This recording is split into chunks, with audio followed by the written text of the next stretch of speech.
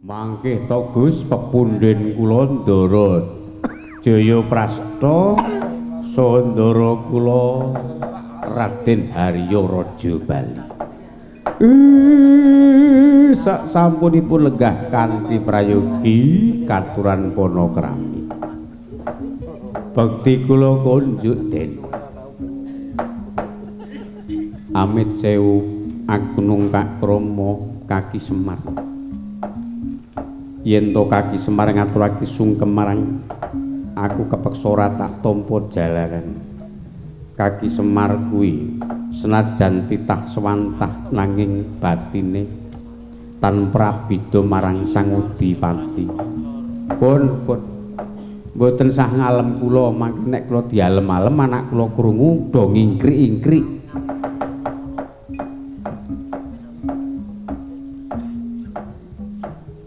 Ndara kula Den Harya Raja Bali. Manggih Raharja. Ayo pangestune. Kakekne Semar winu.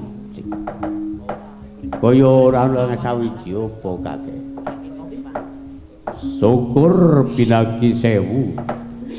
Kejawi saking menika menapa to Den ingkang pinangka dados wigatos sing penggalih panjenengan lajeng kersa rawuh wonten Rompokla Pedhukuhan Karangkabulutan. Estining manah sepisan tuwi kasugani Kaki Semar. Angka 2 gandeng kadang werda Koko Prabu Jaka Mikukuh anggone nyekel panguwasa ana kraton Ngamarta iku besok bakal bisa titi tentrem lan ingkang kagungan negara bakal timbul yen kudu nganggo sarana yaiku tumurning wahyu godhointen. Legek-legek sak kulita umel-umel. Menapa mekaten leres ngendikanipun Kang Rayi Jaya Prasta. Den Ndara kula Raden Harya Raja Bali. Hai. Kaya-kaya bener apa dadi aturi. Adikku Jaya Prasta, manut diboyong Kaki. Yen Semar. Yen mekaten monggo ndak ampun ngantos menika mangke kedangon mindak kadaluwarsa monggo. Badhe kula ayahe jejiban mika momong keng Raka Ndara kula sinuwun Prabu Jaka Mikukuh. Yen kaya ngono tata-tata. Tole tata-tata nderekke bendaramu. Hai aku njaluk pangestu Kyai Semar. Aku kepengin ngudi wahyu godhointen sing pokok. Adikku Prabu Jaka Mikukuh dimongi. Nggih. Ayo tole tata-tata. Ya Pak, ya Pak. Yo tak derekke kakekne Semar.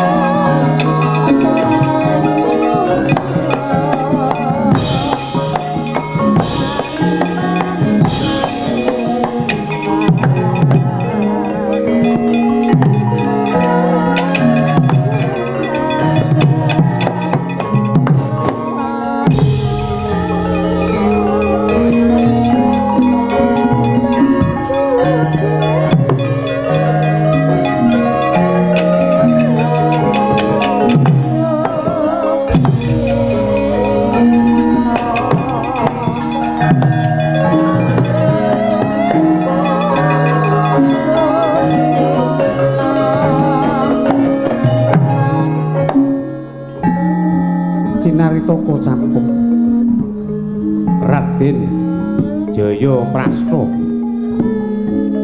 laju tindhaira arsa manjing wonten kraton Ngendha Prasna datan kancana rutuking wadya bala denawa saking kraton Krendha bumi mangrik sunggingnya anggembira kagiat penggalih Raden Jaya Prasna.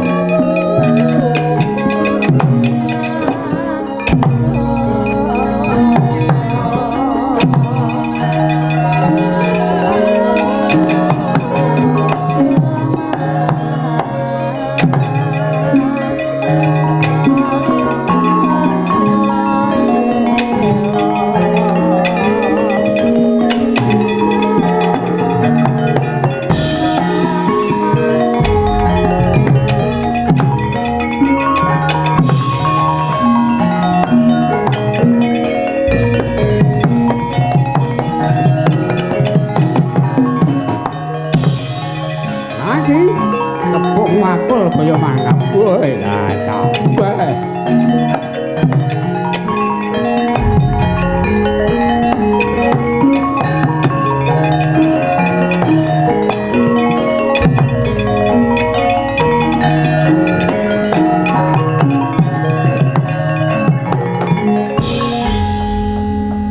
Lawa kang gumandul kebet-kebetaning pangkaya melu susah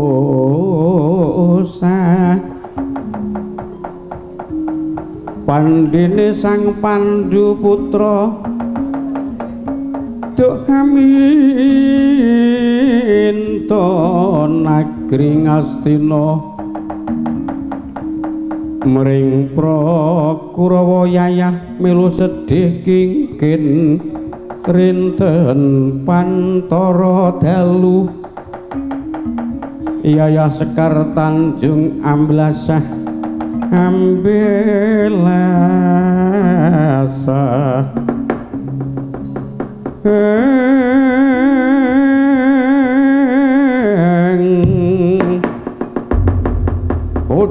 bojleng please nandang sisi kamadi wis dadan jijikan wonten dawuh kiraka ana satriya kang lumaksana sajak anyala mati coba tak takonane rasa takoni langsung tadah kala mangsa kumlethuk balunge renyah daginge mengko rasa kesusu durung wayahe kaya arep kemlethuk ya ana sing diglethuk. Tak takon sapa jenengmu sanga ndi pinangkamu, Den? Kowe takon karo aku genti pitakon. Ana buta ngampyak kaya wong jolo. Tanganmu surawean kaya wong gegusah. Ayo ngaku kowe buta saka ngendi dangkamu lan sapa kang dadi prajekam. Abu. Ditakoni ora wangsulan malah genti pitakon kowe njunjung dongko njunjung prajeka. Jamak lumrah buta iku papane dongko jeneng kuwi nganggo prajeka. Senajan aku buta nanging dudu buta sembarangan. Aku isih kawulaning Ratu Gung Bintrara ingkang winenang lungguh lampit liangan gendhoga paring nama Tigya Rujak Beling. Weh, yen takon karo aku Tigya Rujak Botol. Rombongan gendul, iya kira-kira. Jenengmu? Satriya. Ingkang makuwun ana negara Ngamarta, aku Jaya Prasna. Mlaku menyang endi? Aku bakal lumawat ana negara Ngamarta. Iki dalan akidati sesengkane Gustiku ora kena mbacut bali. Kena ya mbacut ora kena ya mbacwani karo aku sing ndak wedeni apamu. Ora wedi barisaning buta sirah kang pating jenggel Damane buta pating celekanak landhep kabeh suwe pating srengangah. Ora bakal mundur secengkang maju kepara ngarsa. Candhak sirahmu ganggu anggonku lumaku tak tigas kapisanan. Kopat kapita kaya buntute ula kekipu. Kena candhak panggul pundak tanggung kriya gogol limpamu keparang. Walah.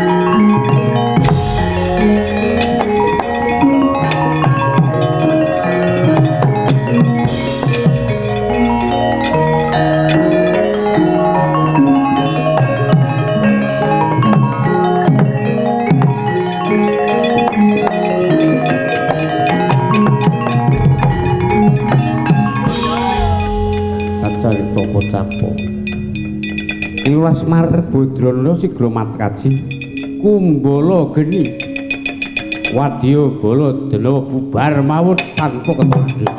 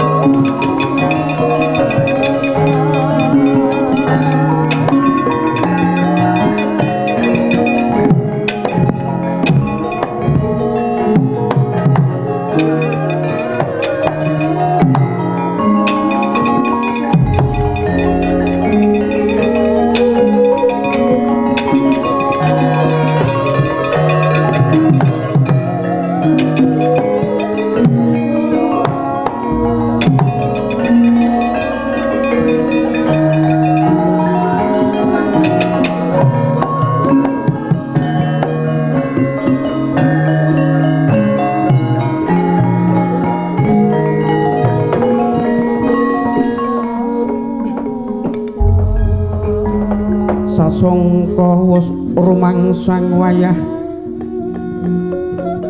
sumuluh amadangipun caing gunung-gunung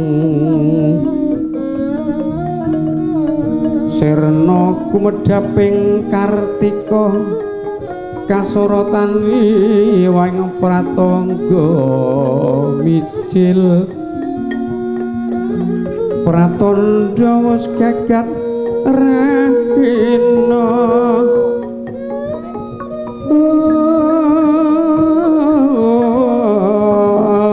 ana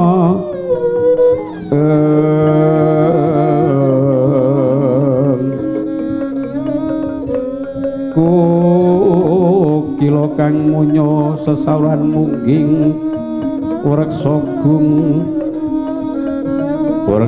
gung ingkang tinunu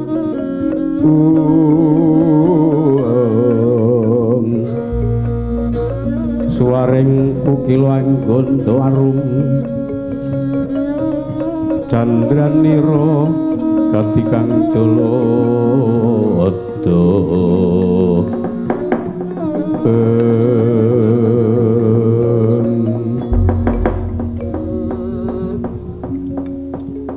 Bonggu jualati sang ayu palungganut ulun boya bakal pangling iki putu-putu ulun Pandhawa kaki punta Werkudara lan Janaka sakwise jeneng kita lungguh kanthi prayoga padha kanthi Basuki kula kaki punta nuwun pangestunipun Eyang Bukulun kados winantu ing kararjan kejawi sang menika kula ngaturaken sembah pangabekti mugi kunjuk wonten sing andhap pepodo ulun tampa ora liwat budya pangastuti ulun tumuli tampan ana kula nuwun kapundi wenten mestaka ndadosaken jimat paripih mengkono kula punta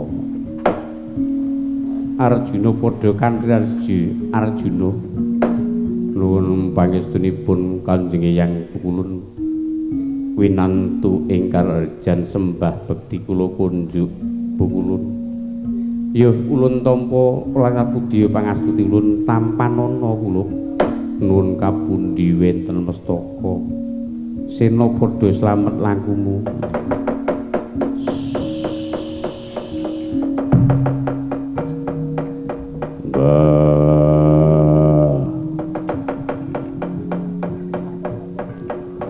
wenang kakekku kaya ora walangan sawiji apa sembahku tampan ngono padha nang kakekku ulun tampa ora budya pangastuti ulun tampan ngono ya tak sunggi ana sirah dadi jimat paripih saya nur cahya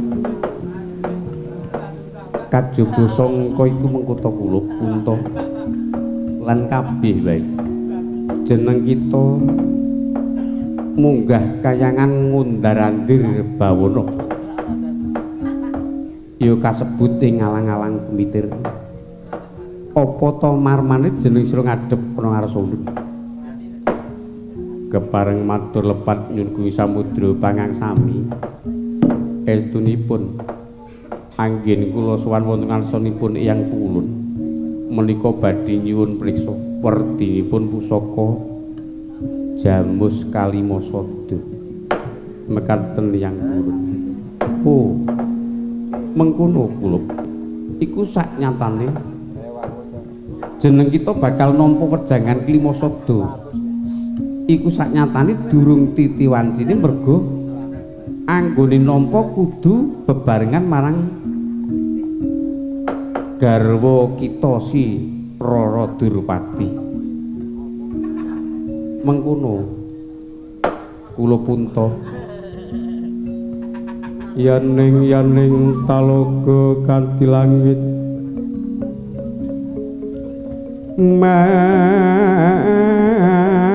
mambang tepasulan komanika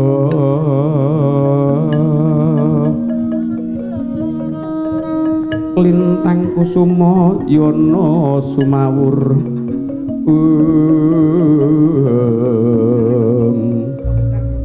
wetan katon bang sumamburat candranira wis gagat rahina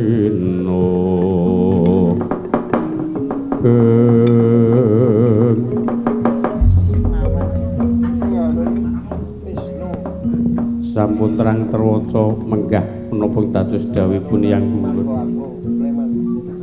lajeng dinten menapa wedal menapa anggen kula sesarengan suwan wonten ngarsanipun Eyang Bukulun supados kula kaliyan Nini Durpati menika saged nampi wejangan jimat Klimasada ulun mengko bakal dawuh marang Jawata mudhun ana Mercapada ing supaya jeneng kita munggah nang Mercapada nang kudu nganggo wektu sing becik banjur eling-elingno jeneng kita bakal nampa jang niku yen ana lakon Puntadewa suci samendeng boten karempit seklimah kemawon boten wonten ing sisih ing penampi sedaya pangendikanipun yang pukulun badhe kula estakaken mengkono kula punta Werkudara jeneng kita munggah kayangan Undaran Dirbawana Darbi Perlopo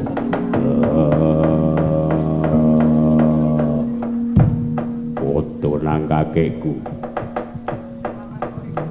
sak nyatane anggonku prihatin genturake topo nganti pirang-pirang war condro aku mung kepengin gayuh pusaka wahyu godho inten iya kula Werkudara pancen wis wahyaning mangsa kala yen to Jawata bakal ngedunake wahyu kasebat ing arep mula jeneng sira yen wis genturake tapa muga-muga jeneng kita ingkang pinter amboyong wahyu ya tak jaluk pangestumu padha nang kakekku Janaka Darbi perlu apa estunipun kula menika nggih badhe gayuh wahyu nanging kula mboten talak brata sing tok gayuh wahyu apa ih sami kalian panyuwunipun Kang Mas Werkudara kula nggih badhe gayuh wahyu godho inten kuwi rak tenan to aku wis cubriya wong sing diwenang gayuh godho inten kuwi Bratasena kok Janaka ngintil boten kula kedah gadah pusaka godho inten awit binjang perang Baratayuda ingkang rayu kidados senopati mengsah Kurawa menawi Kang Mas Werkudara sampun kagungan pusaka godho Lukitasari sak menika godho inten badhe kula suwun haning kowe iki ora prihatin kok gayuh wahyu boten napa-napa ingkang pokok niat kalian mental kok Pram lulu kok kaya ngono panggayuing wahyu ki ora mung niat ning kudu nglakoni tapa lan talak brata pun kajenge mangke upami Eyang Pukul padha nang ngedhakaken wahyu kula ki badhe nyuwun ya saiki mengkene klub kabeh wae jeneng kita padha tata-tata mudhun ana Mercapada iki wahyu godho inten bakal ulun buncang ana Mercapada sok sapa sing pinter nututi wahyu kasebut yaiku sing bakal kalenggan wahyu godho inten wis merah hina semubangi wangaruna katinetraning aku rapo sabdaning kukila ringkani gura saketer kini dongane gong lirawu sing apine panca bebetoke ngayambana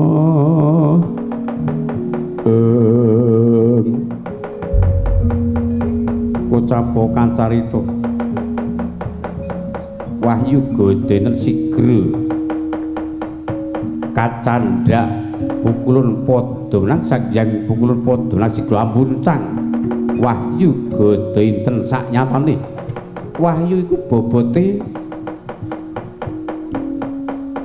ibarate kaya dene pitung gajah ewadene Sang Hyang Pukulun Padmanang anjunjung ambuncang kaya ding buncang kapuk selombo tumurun mercapada.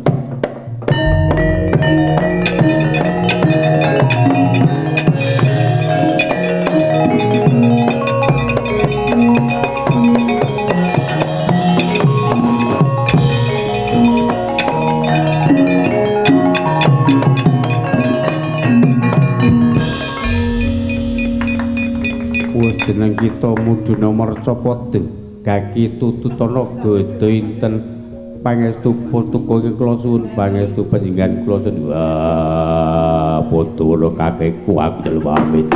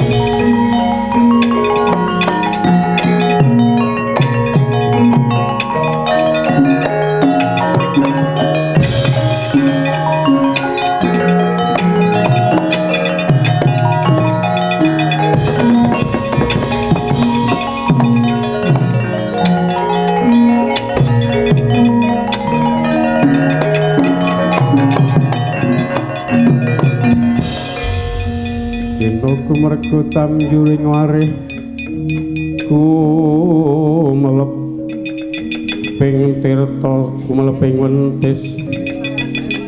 wentis nyogeng sir mulat sang amburna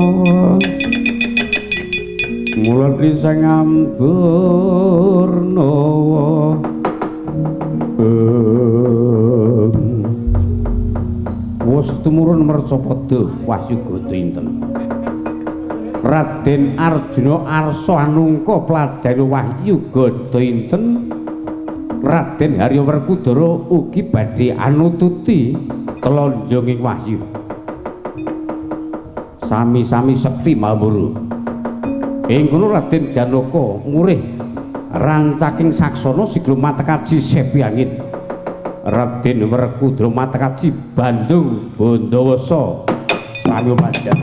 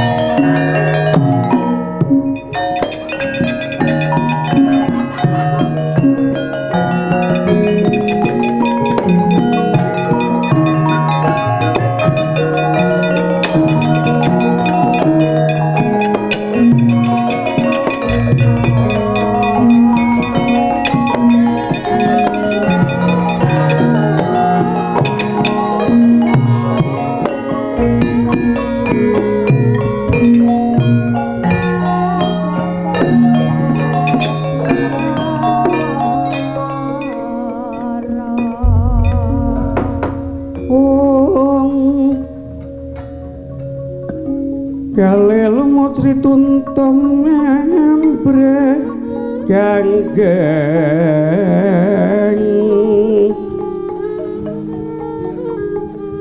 yen to mati aja sira dadi dewa ratu oh.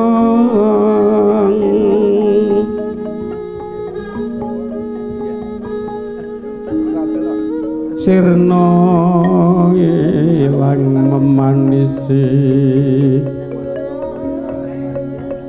raga nglelong endi nggone tiba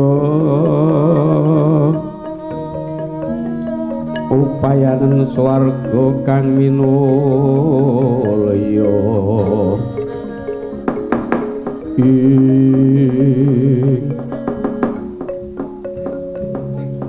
jagat dewa Bathara rasane wong topo kaya ngene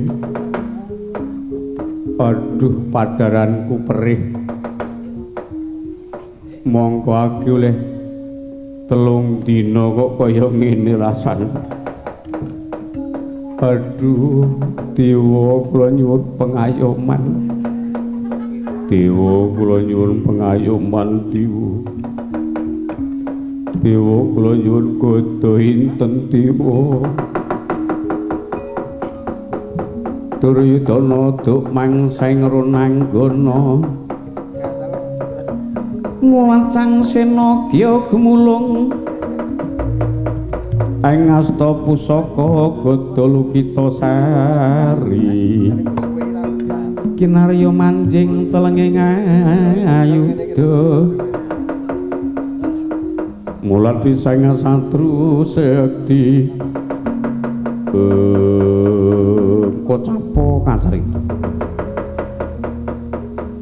Wahyu Gada inten wus tumurun ing Mercapada ing kono ngambah Jumantara wonten sak nginggilena nata Duryudana nanging datan uninga Srinata ing Astina yen Wahyu Gada inten wus tumurun awit anggenira ngraosaken mung ngraosaken anggenira kaluwen datan kanyana plajaring Bratasena datan uninga yen to ing riku wonten neraka nembe tapa sigra kadhupak glangsaran kosaku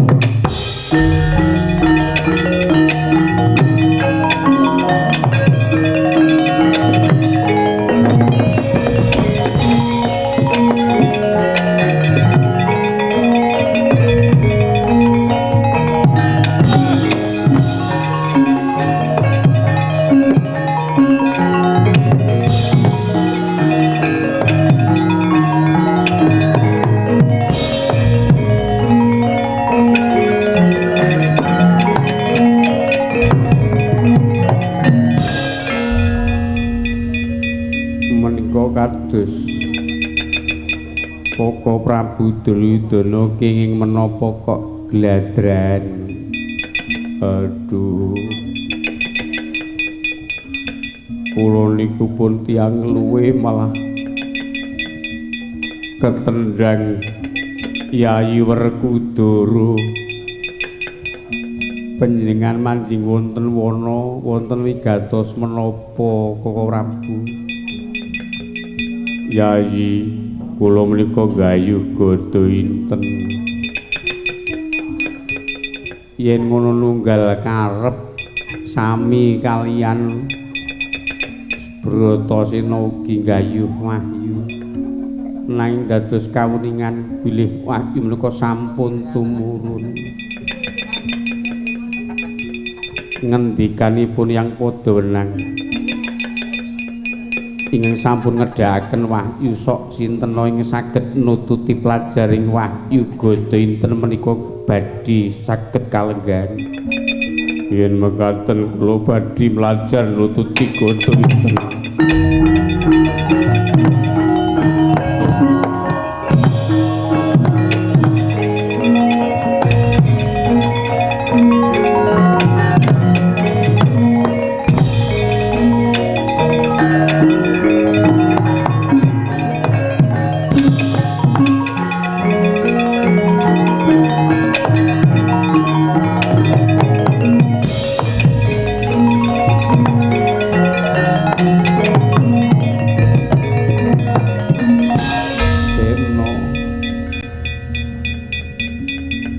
Gada inten wis kecekel ulung tanganmu yo aku wis antuk gawe Gada inten asna tanganku Lah Janaka aduh Koko Prabu kula kawon banter kalian pelajaripun Kang Mas. Ya kowe ngalah wong kalah banter. Golek godo sing cilik wae iki wong kabotan. Nggih ampun. Yen mekaten kula tak padus godo cilik-cilikan. Kuwi ora tandingmu. Nek gedhe iki mungsuh gedhe. Ora kok gedhe mung mungsuh brengos-brengos tok. Sampun. Wah, ayu enggal diboyong ana negara Ngamarta. Enggal kundur timbul mesake para kawula lan para putra. Mengko sike ya Yayi. Iki mau Koko Prabu Duryudana uga nggayuh wahyu, dheweke uga tapa mesake. Leganana iki godenen tak guwangi luwih dhisik terus engko tututana men lega. Ora iso. Wahyu kecekel nang tanganku dadak werna-werna. Wis dadi wewenangku. Aja. Dheweke iki uga tapa. Arep dhewe tapa kae engko tembe urine ya ora bakal menang. Mergo dheweke iki lim laku ming gremet. Wis manut wis tak untel ngono.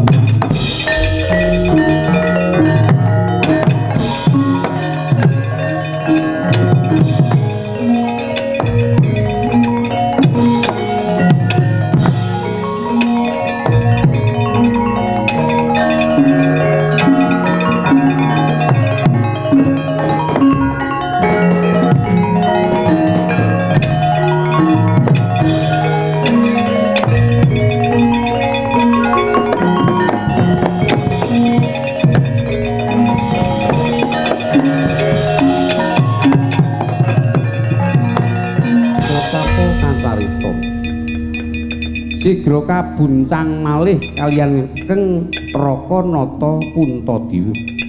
Wahyu Gada Inten radi tebih kaliyan Raden Werkudara apa dene Nata Duryudana kocapa ingkang priksa kawontenan Raden Harya Raja Bali.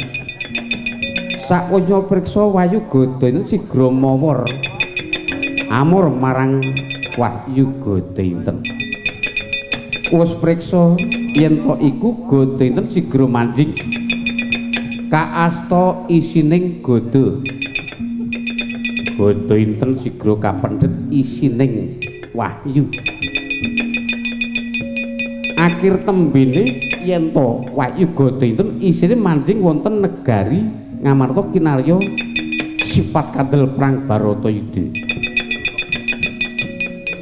Lajeng kelontongan Wahyu Gada Inten sigra kabuncang wonten Kali Jamuna. Ing kono pangintenipun Nata Duryudana. Yen to Wahyu Gada Inten wis manjing wonten wewengkon negari Ngastina. Sigra sumbar-sumbar. Nanging bilang timbune lakon yen ana lakon berhubungan Duryudana gugur.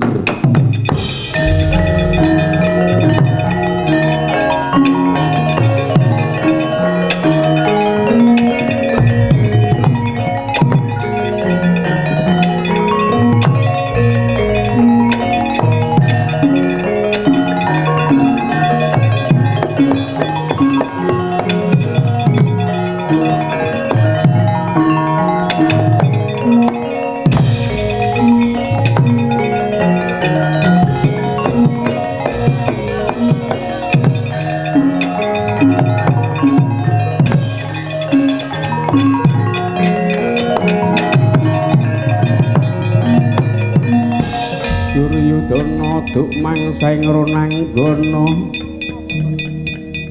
ngulati sang sena kiya manjing telung ayuda manjing telung ayuda wah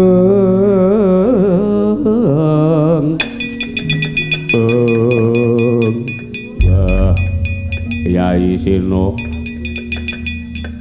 kowe bakal kapitunan dadi sumuruk yen godo inten sak nyatane manggon lenggah ana wewengkon ing Astina. Besok Baratayuda Pendho bakal tumpas kilor tanpa tabis.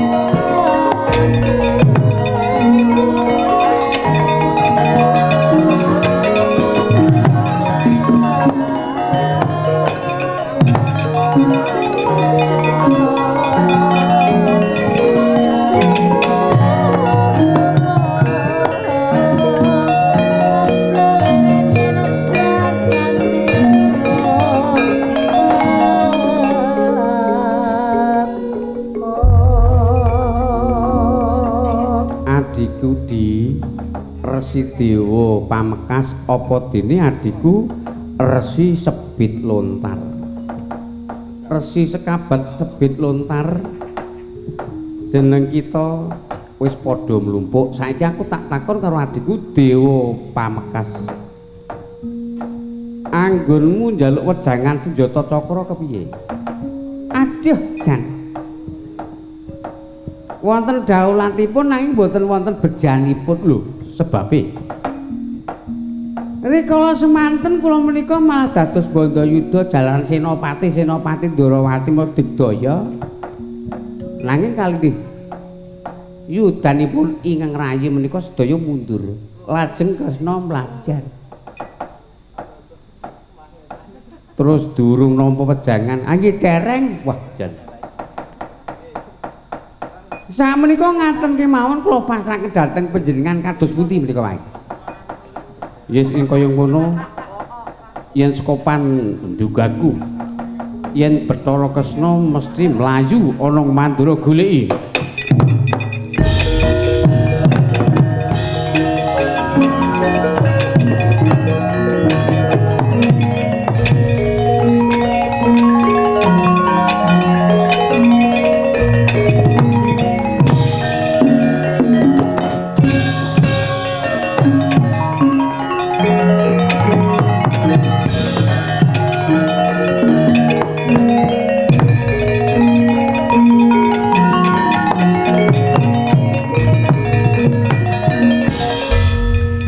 Dewa tinggal mijil saking asta mulat tinggal mijil saking asta mangelingono natkala risangkong Sadewa manjing ayudha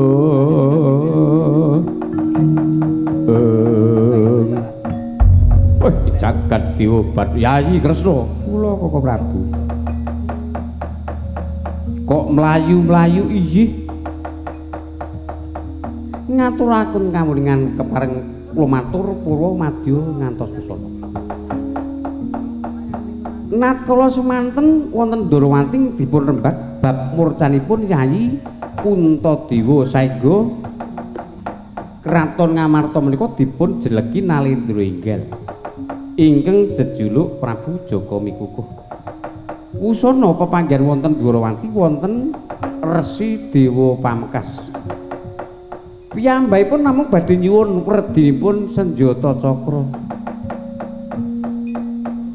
Lajeng kula anggep menika kriwuk kempul Banusinang kula tunduk.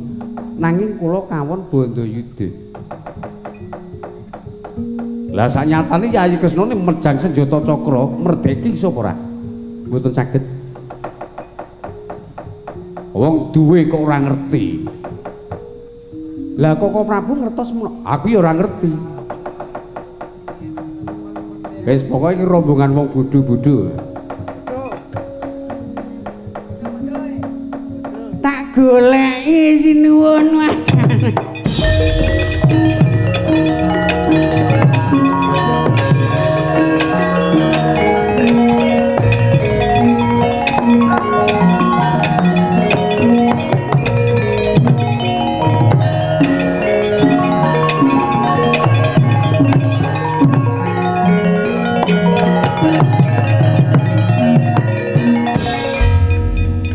Saking ronanggono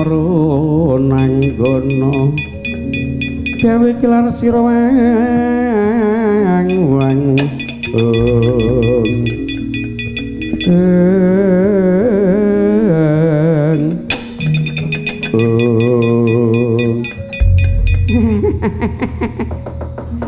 digoleki malah ndelik ning Mandura.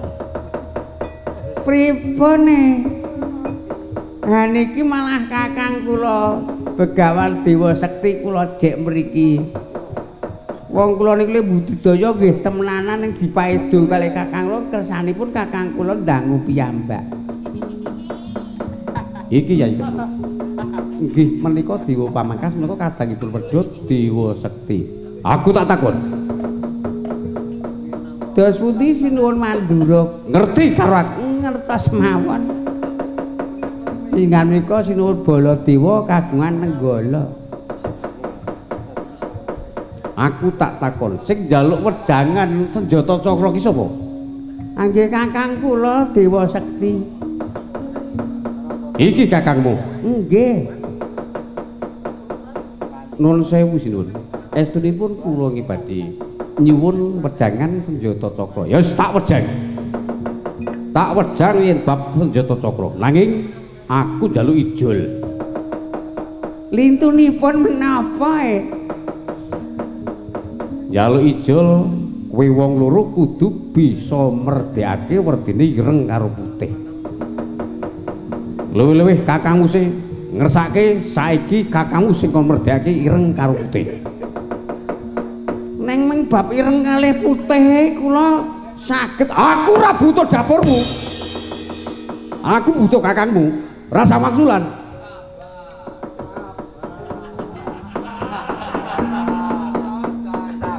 Ora iso sabar e. Dos pundi kakang Dewa Sekti? Anggonku mejang kudu ning kene apa kudu ning jaba kraton? Koko Prabu menika mangke kados pundi menika mangke saged mejang werdinipun pethak kalian cemeng. Wis saiki ora bab kuwi saiki. Genti. Waton kowe bisa nundung ratu sing manjing negara Ngamarta, mengko kowe tak wejang senjata cakra mangpresani. Mangpresani.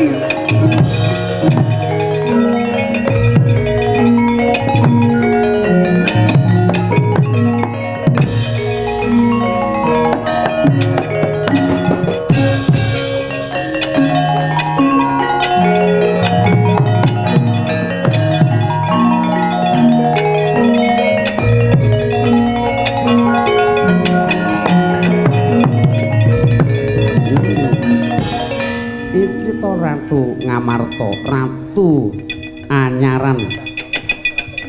Iya kepara nyata, aku Prabu Jaka Mikukuh. Kowe sapa Begawan Dewa Sekti? Gelem lunga saka kraton Ngamarta apa ora? Aku gelem lunga waton sing nundung para kawula. Krasa tangan, Guys.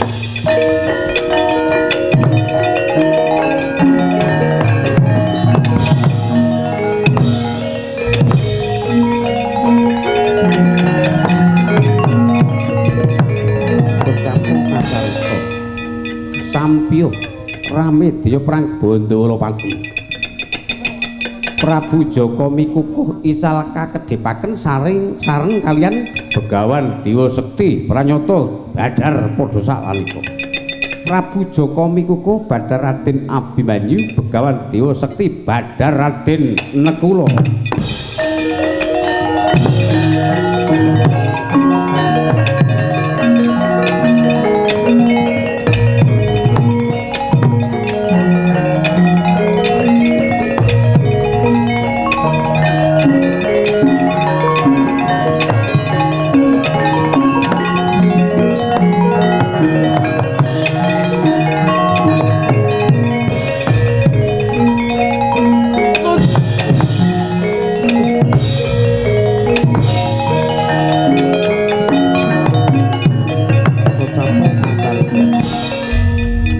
Resi Dewa Pamekasan Bandayuda kaliyan Raden Jaya Prasta sampyuh isal kakedhepaken kocapa ingkang katut ing kono Dewa Pamekasan Badar Raden Sediwa Raden Jaya Prasta Badar Irawan.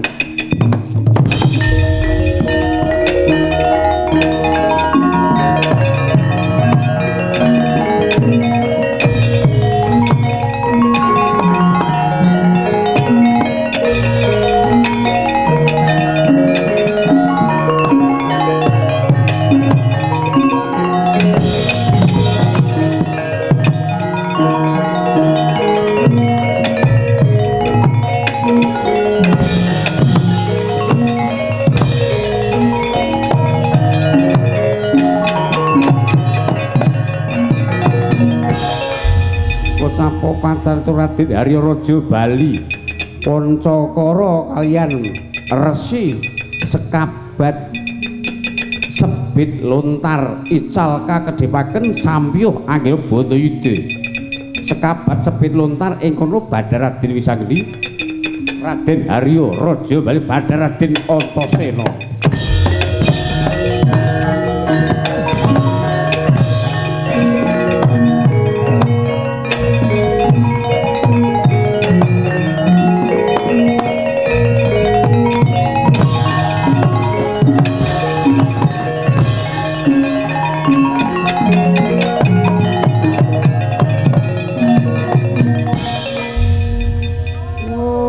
Jebul malah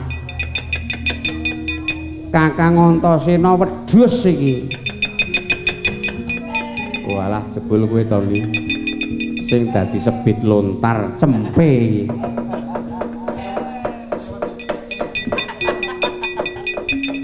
Wong kene dadi pendhita apik-apik matok badarke. Pancen wedhus go iki sing cempe. Karang iki pancen rombongan kambing kok iki. Kowe weruh sing gender kok wedhus etawa. Rambute coklat, kupinge dawa.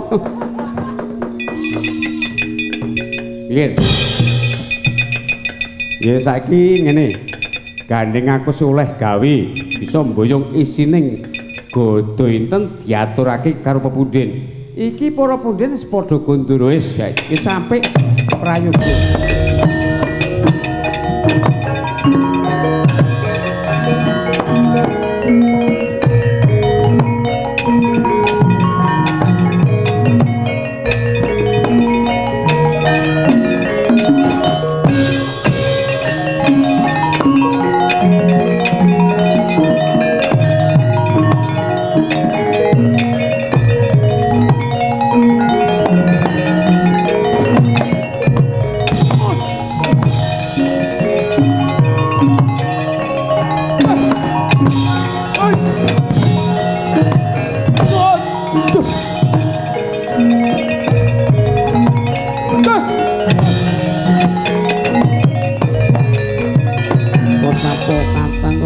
Gatotkaca Bandayuda kaliyan Prabu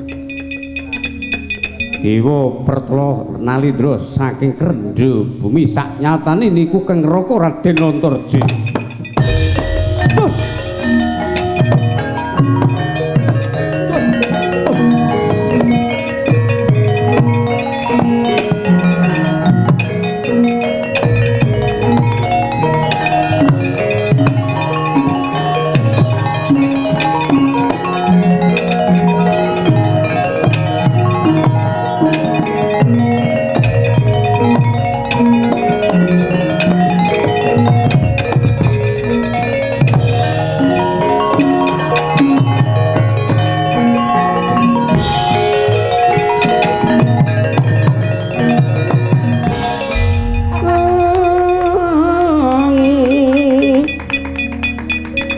Sena gumregut tamjuring wareh gumeleping tirta sumundule wentes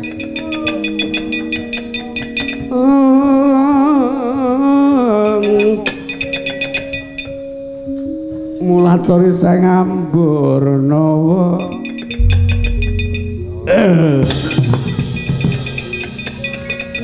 ngopo Bagong le ngendang mule-mule karang ajaranmu kok angger muridku rak do kaya ngono kae Dimas Werkudara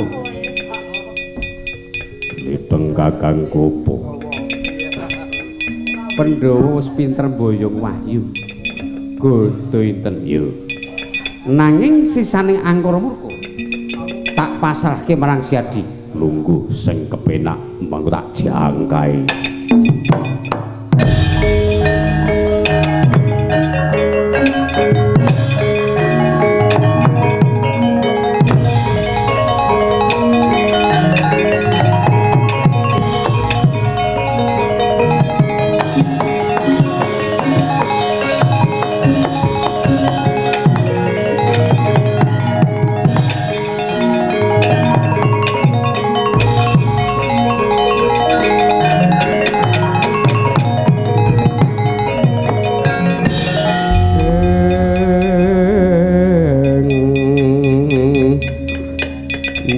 Suranggong kara manjing ing ayudha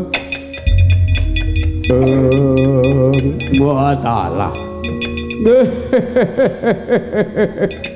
Satya gedhi dhuwur sapa yen kowe takon karo aku Werkudara kuwi tumenggung saka kraton Krendha Bumi aku tumenggung Maesa Nabrang bilakno sesembahan kuang tumekaning sedo sampak mengsol janggudu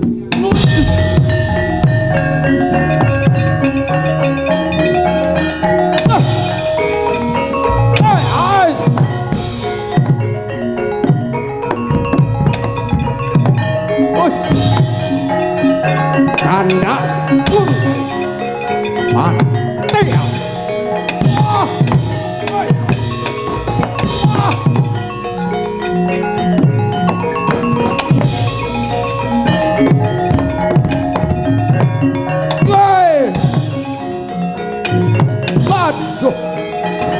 ora apa-apa mati aku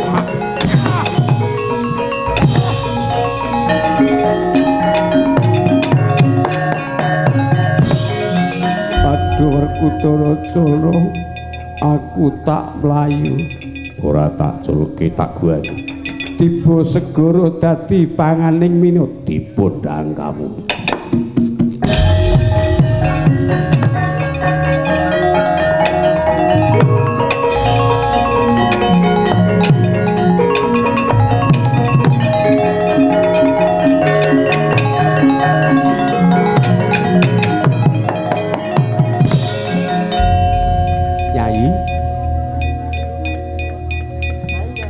wis paripurna muga lakon sing ala padha diguwang sing adoh sing becik tinulata